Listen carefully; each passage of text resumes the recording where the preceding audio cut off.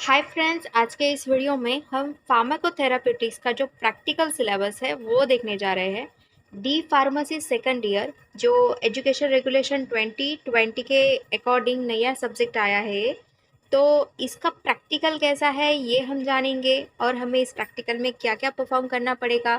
Theoretical practical है या फिर प्रैक्टिकल चीज़ें करनी है, परफॉर्म करनी है, ये भी हम जानेंगे। तो आइए स्टार्ट करते हैं। सब्जेक्ट का नाम है फार्माकोथेराप्यूटिक्स। प्रैक्टिकल का सिलेबस हम डिस्कस करने जा रहे हैं। कोर्स का कोड है ER20। ER stands for education regulation 20 और सब्जेक्ट का कोड है 24। P फॉर प्रैक्टिकल 24P। तो इसमें टीचिंग आवर्स है 25 hours and 1 hour per week. मतलब हर वीक में हर एक बैच का 1 घंटे का प्रैक्टिकल होगा। तो जितने भी बैच आपके कॉलेजेस में रन होते हैं ABC या फिर AB या फिर ABCD depending on the intake of students, तो जो भी आपके रहेंगे उतने बैचेस रहेंगे और हर एक बैच को 1 घंटे का ही प्रैक्टिकल है। बाकी आमतौर पे जो हमारे फर्स्ट ईयर में प्रैक्टिकल्स हुआ करते थे वो 3 घंटे के होते थे, लेकिन ये जो फार्माकोथेरापेटिक्स प्रैक्टिकल है ये थेरोटिकल प्रैक्टिकल है। थेरोटिकल मतलब हमें कुछ भी प्रैक्टिकली परफॉर्म नहीं करना है, डोजेज फॉर्म बनाने नहीं है या फिर कुछ लिमिट टेस्ट परफॉर्म करनी रही नहीं है पीसी की तरह। तो यहाँ पे हमें सिर्फ थेरोटिकल चीज़ें पढ़नी है, लिखनी है और उसमें क्या करना है, हमें सोप बनाने हैं। SOAP मतलब साबुन नहीं, सोप मतलब सब्जेक्टिव ऑब्जेक्टिव असेसमेंट प्लान, वो हमें इस सब्जेक्ट में बनाने हैं। कैसे बनाने हैं वो भी हम आने वाली वीडियोस में डिस्कस करेंगे, लेकिन सबसे पहले ये जो सिलेबस है प्रैक्टिकल का फार्माकोथेरापेटिक्स का वो हम जान लेते हैं। तो scope, this course is designed to train the student in the basic skills required to support the pharmaceutical care services for selected common disease condition। ये कोर्स प्रैक्टिकल का फार्माकोथेरापेटिक्स का किस लिए डिज़ाइन किया गया है, ताकि जो फार्मेसी स्टूडेंट है उनको बेसिक स्किल में हम ट्रेन कर सके, जो स्किल्स फार्मास्यूटिकल केयर सर्विस में सपोर्ट करती है, हेल्प करती है हेल्थ केयर प्रोफेशनल को। तो जो भी सिलेक्टेड कॉमन डिसीज़ है जैसे कि हाइपरटेंशन या फिर डायबिटीज़ मेलाइटस या फिर एनीमिया या फिर एपिलेप्सी या फिर अस्थमा या फिर हाइपरलिपिडेमिया, तो जो कॉमन डिसीजेस है उनके लिए हमें ये सोप बनाने आने चाहिए। So this is the scope of pharmacotherapeutics practical. Now let's see the course objective. Objective मतलब एम, गोल। क्या एम है कि हम ये स्टडी कर रहे हैं, किस लिए, किस चीज़ के लिए हम ये फार्माकोथेरापेटिक्स का प्रैक्टिकल पढ़ रहे हैं, वो होते हैं course objective. This course will train and provide hands on experience on the following.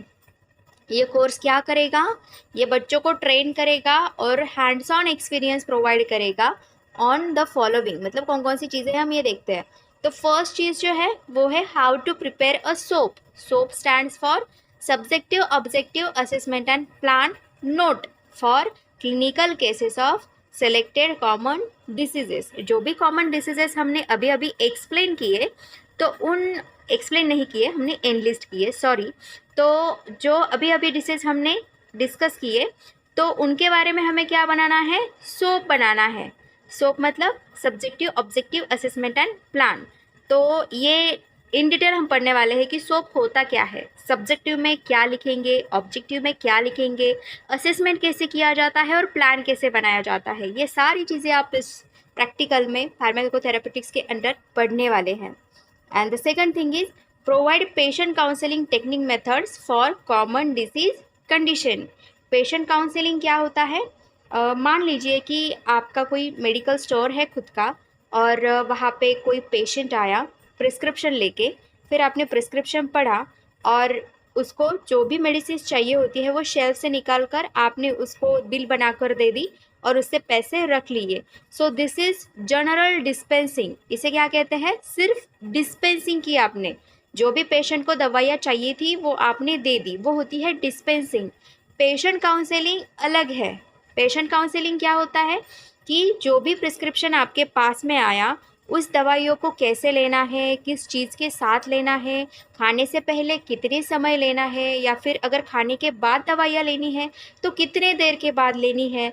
तो ये सारी चीज़ें जो है ये जब आप पेशेंट को बताते हैं, रूट ऑफ एडमिनिस्ट्रेशन कौन सा यूज़ करना है, किस फूड के साथ खाना है, किस फूड के साथ नहीं खाना है, दोनों मेडिसिन में कितना डिफरेंस होना चाहिए, ये जो सारी चीज़ें हैं जो आप पेशेंट को बताते हैं वो एक नेसेसरी इंफॉर्मेशन होती है।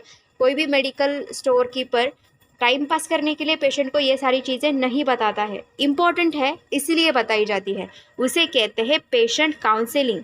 तो किस तरह से ये पेशेंट काउंसलिंग की जाती है, कौन सी टेक्निक्स होती है, कौन से मेथड्स होते हैं, ये भी आप इस प्रैक्टिकल के अंदर पढ़ने वाले हैं।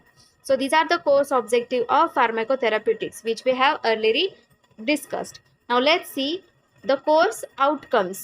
Outcomes मतलब ये कोर्स कंप्लीट करने के बाद स्टूडेंट को क्या आना चाहिए। तो जानते हैं कि upon successful completion of this course the student will be able to, क्या आना चाहिए आपको, you should able to write SOAP. SOAP means subjective objective assessment and plan notes for the given clinical cases for selected common disease. जो भी आपको common diseases होंगे जो जिसके आपको सोप बनाने के लिए दिए जाएंगे उसके सोप आपको राइट करते आने चाहिए। उसके बाद में पेशेंट को अच्छे से काउंसिल करता आना चाहिए। और जो ड्रग्स की यूजेस है या फिर ड्रग कैसे एडमिनिस्टर करना है, कैसे हैंडल करना है, उसके कुछ स्पेशल मेथड्स है तो वो आपको बताते आने चाहिए पेशेंट को। अगर लाइफस्टाइल में कुछ मॉडिफिकेशन करना है पेशेंट के जिससे उसकी जो लाइफस्टाइल है वो चेंज हो सके और उसका जो डिसीज़ कंडीशन है वो भी कंट्रोल में रह सके तो वो आपको बताने चाहिए। जैसे कि हाइपरटेंशन के जो पेशेंट हो गए हैं तो उनको आप एक्सरसाइज करने के लिए बता सकते हैं, योगा करने के लिए बता सकते हैं, स्मोकिंग ना करे ऐसे इंस्ट्रक्शंस उनको दे सकते हैं। So this is lifestyle modification, ठीक है। तो ये चेंज करके आप उस डिसीज़ को कंट्रोल कर सकते हैं। तो ये आप पेशेंट को काउंसिल कर सकते हैं या फिर मॉनिटरिंग पैरामीटर्स भी बता सकते हैं। So these are the course outcomes of pharmacotherapeutic practicals. अब कौन कौन से प्रैक्टिकल्स हम इसमें देखने वाले हैं। तो हमें सोप प्रिपेयर करने हैं, जैसे कि अभी हमने डिस्कस किया कि हमें सोप प्रिपेयर करते आना चाहिए। तो कौन कौन से डिसीज़ के लिए हम सोप प्रिपेयर करेंगे, तो एटलीस्ट 6 क्लिनिकल केसेस के लिए हमें सोप प्रिपेयर करने हैं।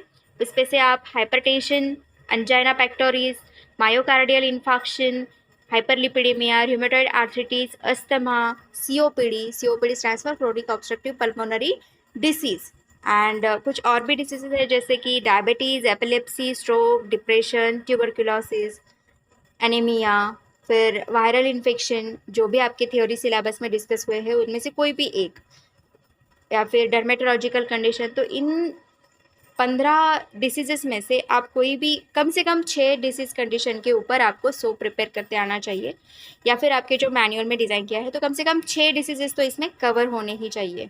उसके बाद में पेशेंट काउंसलिंग भी करना है आपको। टोटल 25 प्रैक्टिकल्स रहेंगे आपको, तो उसमें पेशेंट काउंसलिंग भी होगा। और dose calculation specially for children, क्योंकि जो बच्चे होते हैं उनकी बॉडी साइज़ या फिर बॉडी शेप या फिर सरफेस एरिया कह लीजिए आप, उनकी एज, उनकी वेट वो एडल्ट पेशेंट से छोटी होती है, कम होती है। तो इसलिए एडल्ट पेशेंट के कंपैरिजन में जो डोज एडल्ट पेशेंट को हम प्रिस्क्राइब करते हैं उतना हम चाइल्ड को नहीं दे सकते, उसमें से थोड़ी सी कम मात्रा में देंगे। तो वो डोज चाइल्ड के लिए कैसे कैलकुलेट करते हैं ये आपको यहाँ पे सीखना है। बहुत सारे फॉर्मूलेज है, Clark formula, Young formula, Bastedo's rule, तो वो सारे रूल आप इसमें पढ़ने वाले हैं, ठीक है। So this is all about